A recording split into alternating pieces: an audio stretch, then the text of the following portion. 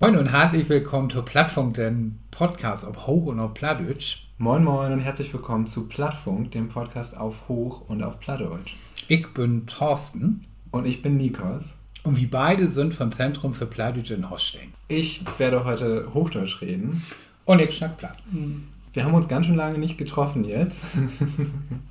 Der Podcast hat jetzt so ein bisschen von schon aufgenommenem Material gelebt.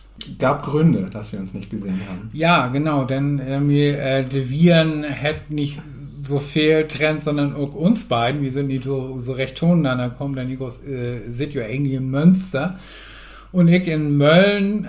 Und insofern ist ja immer doch eine große Diskrepanz dort zwischen eine große Distanz dazwischen. Ja, aber Diskrepanz vielleicht auch. Wobei Münster und Mölln ja beide mit M anfangen. Also von daher... Also ich glaube, die Diskrepanz zwischen Münster und Hamburg ist vielleicht größer als zwischen Münster und Mölln. Ja.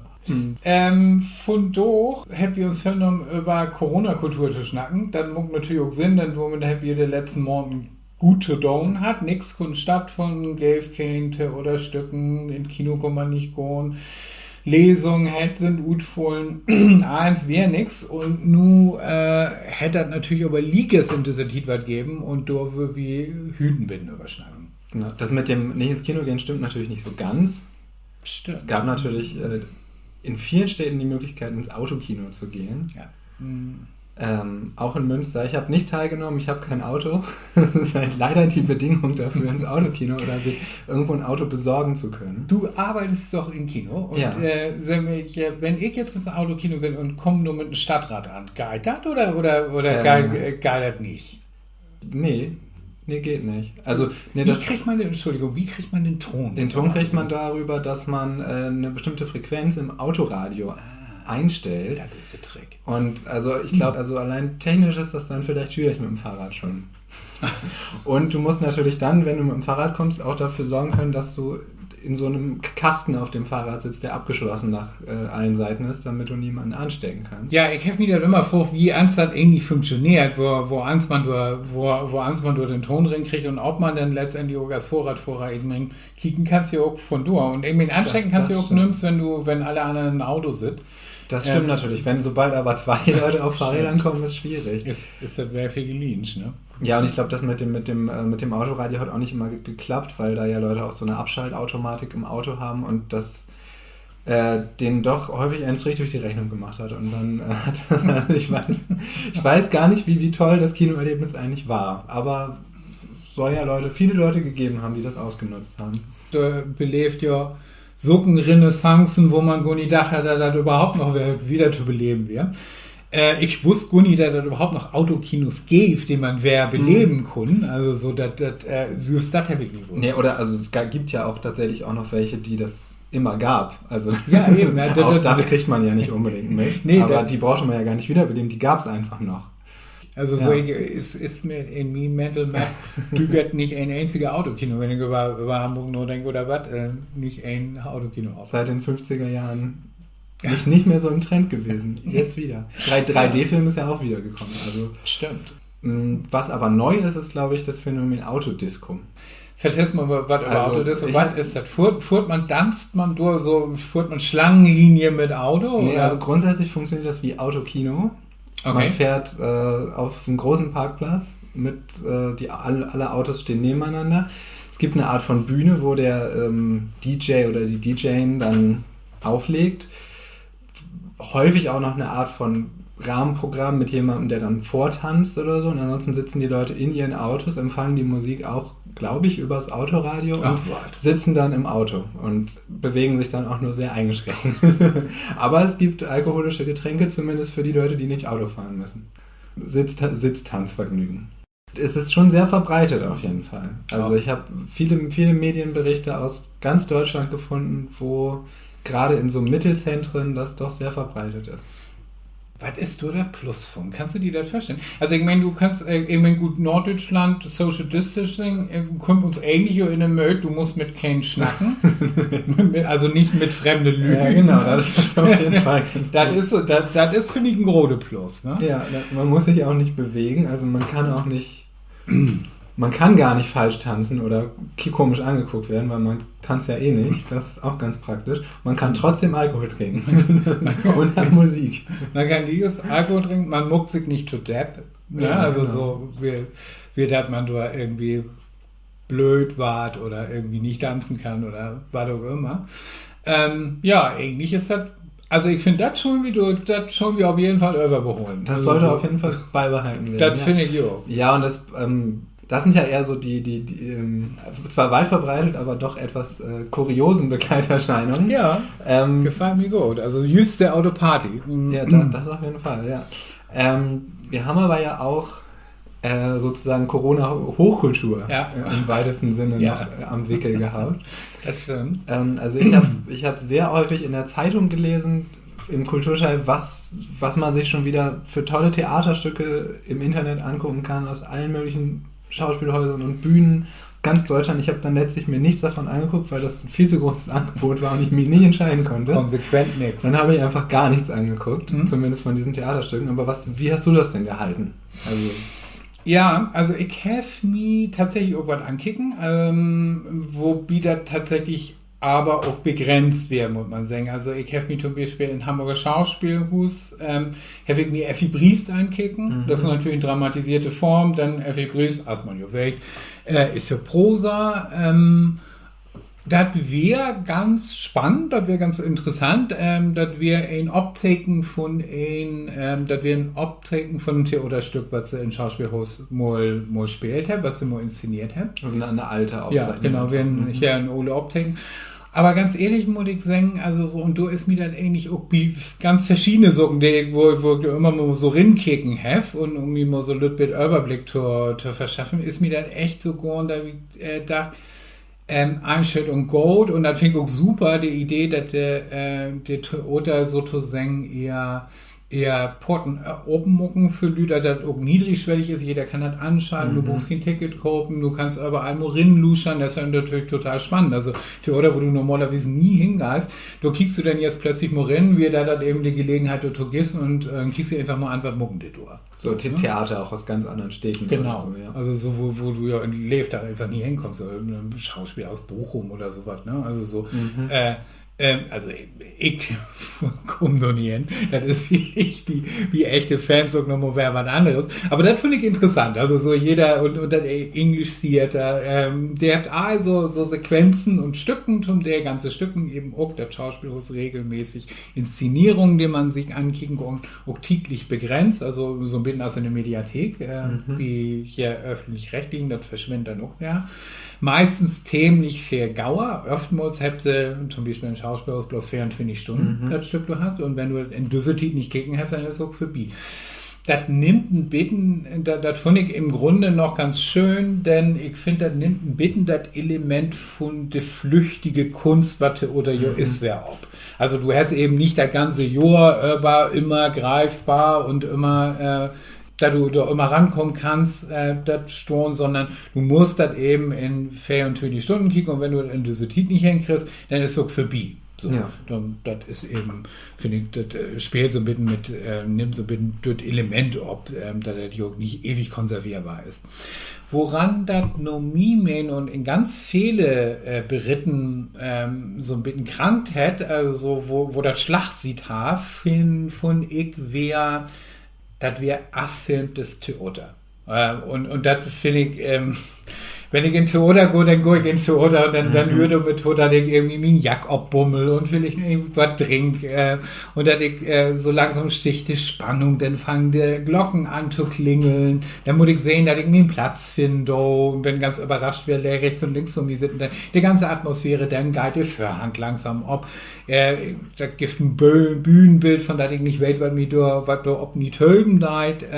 All diese Sucken, und das passiert natürlich nicht, ist natürlich auch praktisch kaum möglich. Also man kann diese Tiroler-Atmosphäre ja nicht wirklich, da kannst du nicht imitieren, das kannst du nicht nur 20 Minuten warten erstmal, bevor die Aufzeichnung anfängt. Ja, oder irgendwie drehen und klingeln oder so, ne? Da wird doch irgendwie auch schön, so. Ja. Da lügt mich in, aber was, Was du tatsächlich deutlich ist, dass da noch keine neue Form entstanden ist. Wie schnackt ja Lothar noch mal über Konzerte. Und da finde ich, gibt es halt schöne Gegenspiele, wo Leute in Interaktion treten treten dort. Das finde ich ist bitte, oder nicht, sondern das sind Optiken von Theater, bloß so ein ganz lütte Teil von das, was Theater eben gut machen darf. Und ich finde, da ist das auch noch nicht so richtig Glück, dass da so ein Pad besetzt worden ist, und spielt mit dem Medium. So, wir können jetzt nicht live auftreten, jetzt mucken wir, jetzt spielen wir aber damit, jetzt sprechen wir das Publikum anders an oder sowas. Also eigentlich so eine klassische Dreisat-Theateraufzeichnung, wie es sie auch schon vor Jahrzehnten gegeben hat. Genau, kein Unterschied. Und du wirst das auch schon, öfters langweilig. Also so wird genau das fehlen dir. Ne? Ich habe tatsächlich von einer Inszenierung, ich glaube in Frankfurt gelesen, die innerhalb einer Zoom-Konferenz stattgefunden hat. Okay. Diese Rezension fand das relativ holperig noch, aber wo zumindest so erkennbar wird, dass auch Leute damit spielen, mit so diesem Neuen, was es gibt. Also dass es halt schon nicht nur abgefilmtes Theater gibt, sondern schon auch so, ja, Spiele mit irgendwie so diesen digitalen Konferenzräumen, die ja dann in aller Munde waren oder sind. Ja, oder ich habe einfach nicht das richtige Telefonen kriegen. Ne? Da kann natürlich auch sein, so, also so, das ist ja möglich. Also ich habe jetzt erstmal so die klassischen Socken mir ankicken, ob unser Theaterweg auch und da, wie viele andere Theater auch gibt es dann Leute Porträts von Schauspielern, der jetzt vertellt, was ähnlich passiert ist in der Zwischenzeit, wo sie Corona erwischt hat, also nicht, dass sie krank worden sind, sondern wo sie den Lockdown dann erwischt hat, so, ne, und so Socken. So, aber genau, das war so selbst eigentlich, dass da so ein Dreigriff, dass man sozusagen turnieres Format von Mo.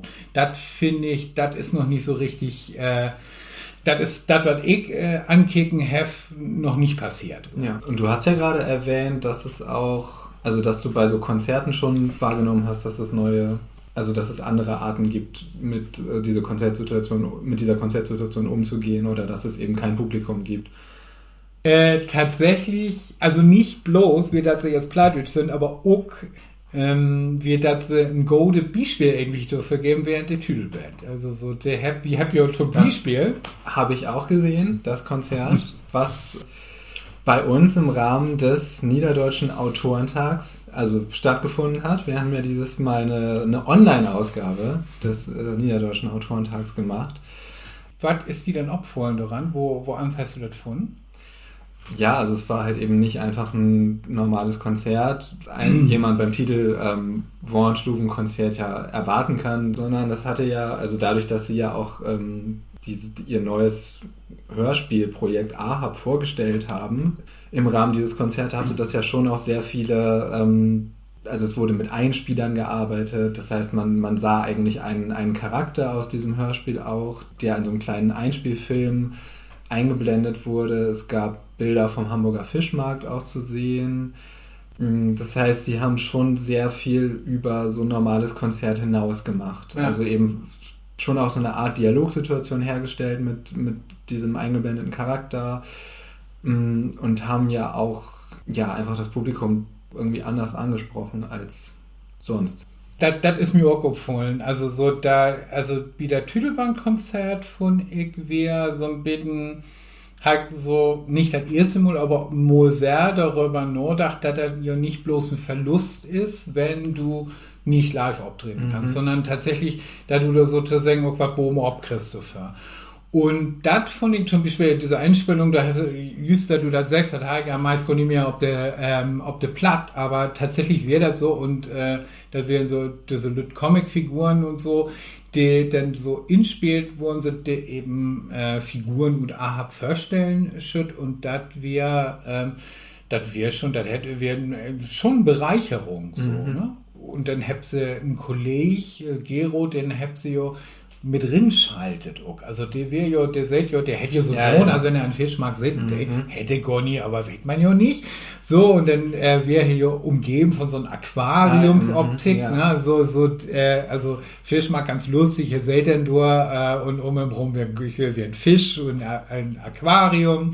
Also da hätte man dann auch so ein bisschen mitspielt, mit diesem Begriff Fischmarkt. Und ich finde, auch das wäre echt ein super, so kannst du ja normalerweise nicht. Also du kannst ja nicht einfach irgendwie, dann schaltet sich irgendwer rein. So, das ist ja doch wie Live-Konzerten ungewöhnlich.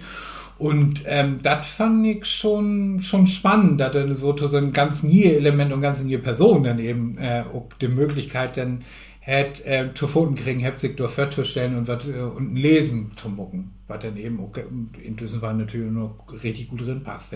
Der Gero hat das geschrieben, also hat das Buch von Ahab geschrieben. Genau, also so, und das wäre sozusagen ein echter Plus, finde ich. Also, da hat man nicht immer, sonst ist das immer so, um gute plattdeutsche Worte zu nehmen, so defizitorientiert, immer zu gucken, was geht eins nicht und was funktioniert eins nicht, und da wäre das wirklich echt mal so ein Aspekt, wo man sagt, ja, da ist echt was, wo man abkommt. So. Ja, ist einfach ein ganz neues, anderes Format daraus geworden, also nicht klassisches Konzert, sondern ja, einfach irgendwie was wirklich noch so einfach unterschiedliche Kunstformen auch noch dazu aufgenommen hat. Ja. Also eben durch diese Illustrationen und durch diesen Hörspielcharakter. Das wäre schon wirklich spannend, dass man da so ein bisschen was nie ist, auch mit Muckheb und das Publikum anders ansprechen kann. Dann mit sie anstorben, dann direkt auch mit sie in die Kamera schnacken, die Leute direkt anschnacken. Was ich nicht einfach vorstelle, wenn man da sitzt und sich einfach vorstellen muss, wo kein du jetzt zu Hus irgendwie, ob sie ein Couch fläzt ist und sich das Konzert an. Und vielleicht auch einfach gar nicht weiß, wie viele Leute es wirklich sind, die da gerade zugucken. und was die just mucken, ob die Kartoffeln schälen oder wirklich zu Hus irgendwie brav in Wohnstuf sitzen. Schüttel Chips für den Näs und so. Und ich war sehr aufmerksam die ganze Zeit. Also ich habe nichts nebenbei gemacht. Ja, vielleicht hätte sich der Tüdelband ja genau die vorstellt. So, ne? Das wäre schön, ja. Das hat Gegenüber. Ich glaube, so ein Bruchmann. So, ne? Aber hast du noch andere Konzerte gesehen, die so in diesem Rahmen stattfanden? Also in diesem Rahmen so konkret nicht. Ich bin jetzt auch, tatsächlich auch live nicht die ganz große Konzertgänger, da muss man sagen. Af und to dann noch mal was sehen. Ganz viel werden das so Socken, dort da wie Plattbeats auch mucken, bin ich jetzt ungefähr mit 70% von den jüngeren Musikern auf der Nordhalbkugel irgendwie befreundet auf Facebook. Deswegen kriegt man da eine ganze Masse mit. Ich so af und to kicken in so Socken, Wohnstufen oder Kirchenkonzerten.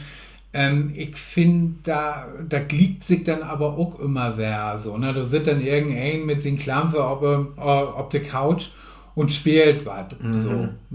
Für Singer-Songwriter natürlich viel einfacher, als wenn du eine ganze Rockband so vorstellen hättest. Kriegst du schlecht in eine Kirche rein. Ärger mit der Nachbarschaft. Und genau, mit der Verstärker und so wieder, das natürlich auch steht. Aber ich finde, da wäre das dann auch nur ein gewisser Tiet, kannst du auch Typen, die zu Hus in ihr Wohnstufe auf dem Sofa sitzen und ob ihr Klampfe rumschrabbeln, irgendwann auch nicht mehr ankicken. Also so, da wäre dann auch mal die Grenze rum. Und ich finde, das anfangs eher Charme, aber dann habe ich auch das Gefühl, das ist jetzt auch echt ein bisschen Utreiz und das ist auch nicht die Möglichkeiten, die so ein Wohnstubenkonzert auch beten, so. Also, die sind dann auch nicht wirklich utschöpft worden, sondern dann hätte sich eben der Dusenste mit den Gitarre zu Hus aufs Sofa setzen und dann einfach noch mal wer muckt. Und dann, da hätte dann irgendwie bitter nie gefehlt. Aber ich finde auch von Künstler zu Künstler, von Musiker zu Musiker wechselt auch die Fähigkeit zu interagieren. Also und auch ob diese Ort und wie es mit dem Publikum zu interagieren. Ne? Und das ist eben heel unterschiedlich, ob man so einen charmanten Wächter findet, ob man so einen Togang zu hat oder ob das wirklich was sehr Fremdes ist, was das ja für alle erstmal ist. So, ne? Und ist ja auch in so einer Situation einfach deutlich wichtiger, so diese Publikumsansprache zu haben, als wenn man in einer normalen Konzertsituation ist, es ja einfach auch nicht so relevant, dass man sich so direkt angesprochen fühlt von den Leuten auf der Bühne. Aber in so einer Situation ja auf jeden Fall. Ja, weil man das natürlich cool, ne? Also so dann wird, ich war persönlich ansprechend, auf so einem Konzert nie. Also wenn du genau. Also so ein bisschen, also wenn er Gold läuft, kann das vielleicht so den Charme von der ersten Tagesschau haben, in den 50er Jahren, wo die Leute sich ja auch die Hormuckt hat und irgendwie schick andrucken, um sich dann eben ums Glock 8 für den Matschschief zu setzen, denn durch Computermann oder hier in Hamburg und muckte Tagesschau. Aus der großen Stadt. Ja, und schnackt mit mir persönlich. Also so, wenn Goldloben da ist, ne, dann nimmt das den Charme davon mit. Habe ich nicht gemacht. Also ich habe mir nicht extra die Haare gemacht dafür. Aber ich war aufmerksam, wie gesagt. Ja, der Sittenwart eben auch klöderiger mit der Titel, ne? Ja, was ich ganz interessant fand, ich habe in Münster jetzt Außenwerbung für ein Online-Event gesehen, also für ein Online-Kultur-Event, wo ich irgendwie dachte, das ist auch ganz, ganz lustig, dass sozusagen für Sachen, die online stattfinden, ganz normal, wie für normale Theaterstücke oder für normale Festivals einfach auch Werbung gemacht wird. In dem Fall war es das Droste-Festival, also die halt tatsächlich ziemlich viele Litfaßsäulen in Münster jetzt gerade plakatiert haben. Klingt erstmal nicht so spannend. Hört sich wie ein Virologenkongress an. Ne? Das stimmt, das Drosten-Festival ist vielleicht bei bestimmten Fans vielleicht auch verbreitet schon. In dem Fall geht es aber nicht um Drosten, sondern um Annette von Droste-Hülshoff. Okay. Natürlich. Ja. Wird vielleicht jetzt auch durch die Nennung des kompletten Namens klingt jetzt wahrscheinlich deswegen trotzdem nicht spannender. Ist aber tatsächlich sehr interessant. Also man denkt ja erstmal Annette von Droste-Hülshoff, irgendwie Biedermeier, Literatin, 19. Jahrhundert, das klingt alles erstmal nicht so interessant. Und wenn man dann so eine Gedichtsammlungstitel hat wie Das geistliche Jahr, das schreckt ja auch erstmal ab. Vielleicht heutzutage. Also Judenbuch habe ich gelesen. Aber auch sonst im Werk von Annette Droste-Hülshoff geht es erstaunlich modern zu. Okay. Also denkt man ja auch bei so einem Titel wie Das geistliche Jahr gar nicht. Nee, nicht. Und es erwartet irgendwie Kirchenlyrik, die so klingt wie aus dem Barock.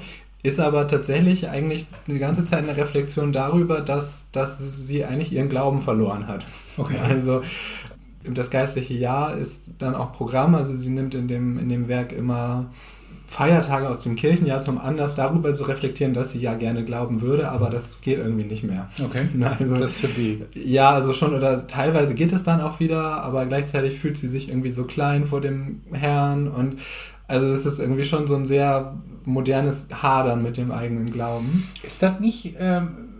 Also ich meine, also jetzt nichts gegen Use Actoren, aber ist das, also das ist ja nicht dafür bekannt, dass das jetzt irgendwie, unbedingt der Beritt von Atheisten ist und Philosophen Großzwieflern, sondern das ist ja richtig kerniges katholisches Kernland. Ja, das auf jeden Fall. Sie ist ein Fru, das hört sich aber eigentlich für diese Tit, für den 19. Jahrhundert, hört sich das ganz schön modern an. Genau, und es gibt halt auch also so einige Gedichte, wo sie dann auch über ihre Rolle als Frau in dieser Gesellschaft reflektiert und sie auch darüber reflektiert, was sie alles für Möglichkeiten eben nicht hat und was sie eben für Möglichkeiten hätte, wenn sie als Mann geboren wäre oder was sie dann alles machen könnte und jetzt eben nicht kann. Also schon irgendwie sehr immer noch aktuelle Fragen, die da gestellt werden. Und dieses besagte Online-Event des Droste-Festivals beschäftigt sich dann tatsächlich auch eigentlich genau mit diesen Fragen. Also das Motto ist dieses Mal Believe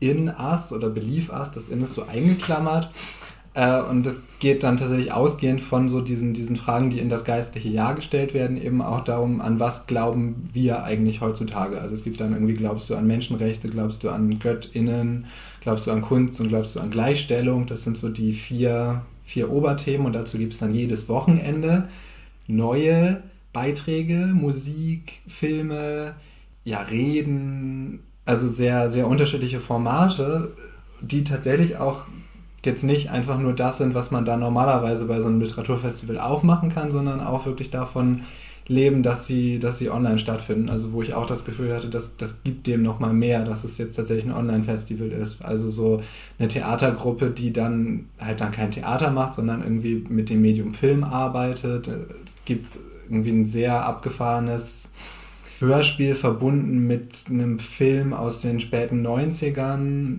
was wirklich sehr experimentell ist, was man sich angucken kann. Im weitesten Sinne zum Thema Kolonialismus und Neokolonialismus, aber schon auch sehr, sehr experimentell, sodass ich teilweise gar nicht mehr wusste, was eigentlich gerade passiert. Und doch auch recht bekannten Leuten dabei. Also Barbara Köhler ist dieses Mal dabei, eine Lyrikerin. Max Scholleck, Lyriker. Edgar Selge, den kennt man ja schon auch als Schauspieler aus dem Fernsehen und Theater. Grandiose Schauspieler. Also schon sehr interessante Leute auch dabei. Und das, was ich bisher gesehen habe, kann ich auf jeden Fall sehr empfehlen. Das war so was ich so wahrgenommen habe an Kultur, an Sachen, die wirklich so jetzt in dieser Corona-Zeit für die Corona-Zeit gemacht worden sind.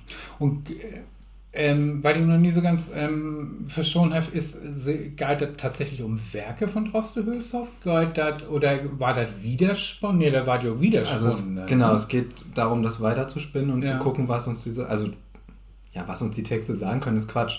Also eigentlich geht es gar nicht so sehr um Werke von ihr. Es gibt dann immer wieder so lose Bezüge auch, die in dem Programmheft aufgemacht werden, aber es ist nicht so, dass es sich komplett ständig um die Werke von ihr dreht. Also zum Beispiel diese Theatergruppe, der Film dieser Theatergruppe spielt halt, also die drehen halt auf Haus Rüschhaus, also ihrem Alterssitz, wobei sie war noch gar nicht so alt, aber wo sie auf jeden Fall am Ende ihres Lebens gewohnt hat.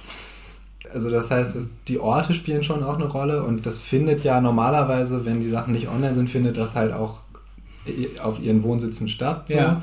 Das fällt natürlich diesmal aus. Also es geht eher darum, so eine lose Auseinandersetzung mit dem Werk eigentlich. Okay. Und jetzt nicht irgendwie ein germanistisches Seminar über einzelne Werke, wo man dann guckt, was sagen die uns heute, sondern eher so eine Fortspinnung eigentlich. Okay, aber sozusagen, also der Geist von Droste Hülshoff, der wird immer wieder abgerieben oder du wird betocht. Genau, also es wird auf jeden Fall Bezug darauf genommen, in unterschiedlich großem Ausmaß. Ja. Ich wusste dass die da ganz interessante Sachen machen jetzt seit ein paar Jahren. Das ist aber so ein bisschen außerhalb von Münster, deswegen bin ich da immer nicht so gut hingekommen. Deswegen kam mir das sehr entgegen, dass es jetzt diese Online-Ausgabe gibt, wo ich mir das alles mal so gut angucken konnte. Das ist ein weiterer Pluspunkt, finde ich, von Digitalisierung und Corona-Kultur. Also die Digitalisierung hat ja nochmal eine ordentliche Schubs mitkriegen. Also das Ding, wie alle Respekt, aber ich will mir jetzt nicht mir ein Ticket holen von Hamburg nach Münster fahren und dann in so ein Droste-Festival zu kommen, wo ich keine Ahnung hätte, was du überhaupt mit Töten da. Aber das muckt das natürlich viel einfacher und niedrigschwelliger, dass man um Rinkigen da nochmal Tulu stand und vielleicht ist das ja auch ganz spannend so. Also das finde ich ist so, das meine ich auch eben so, mit der Theaters, ne? Du musst ihn hier über ein Ticket kaufen, dann kostet das 25 € und du bist den ganzen Abend fast lech.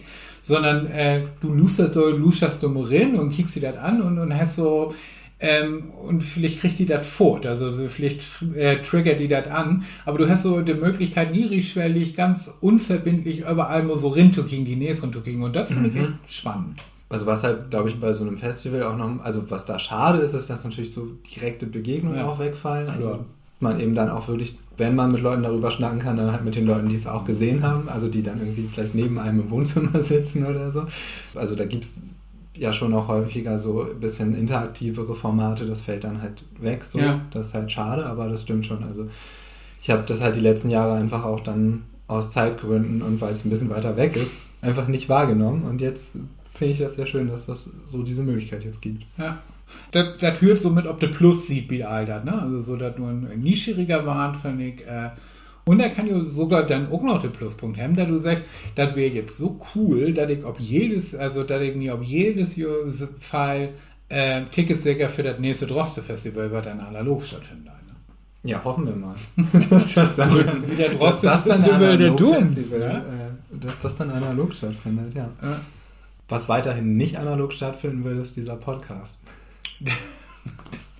Das ist quasi vor Corona schon so gewesen. Ja, irgendwie schon, als wenn wir das rund haben, ne? Ja. So mit Digitalkultur, kurz mal verwechseln und dann, wie muckt jetzt Podcast? Also insofern, die richtige Rücker. Dabei ist der Podcast ja auch nicht das einzige digitale Angebot, was es vom Niederdeutschen Zentrum in Mölln gibt. Also wir haben eine Antwort, ob Corona kann man auch sagen. Quasi auch so eine Art Festival. Ja. Wir haben den traditionellen Möllner Autorentag, niederdeutschen Autorentag, das Autorentreffen, das haben wir digital gemacht.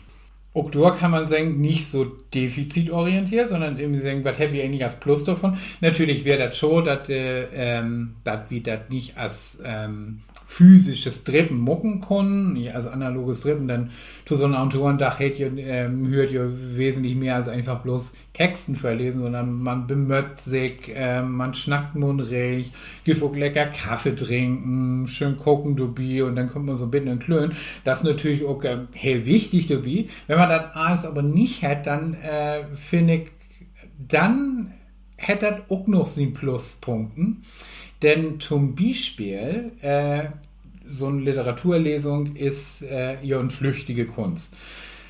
Allerdings hat man jetzt immer noch die Gelegenheit, bei uns auf der Homepage sich alle 15, 16 Autoren wirklich anzuhören. Die nicht süß inlesen können, für der hat Nikos und Ekdat Muck und Nils Tümmler, der hat uns dankenswerter wie du beholpen.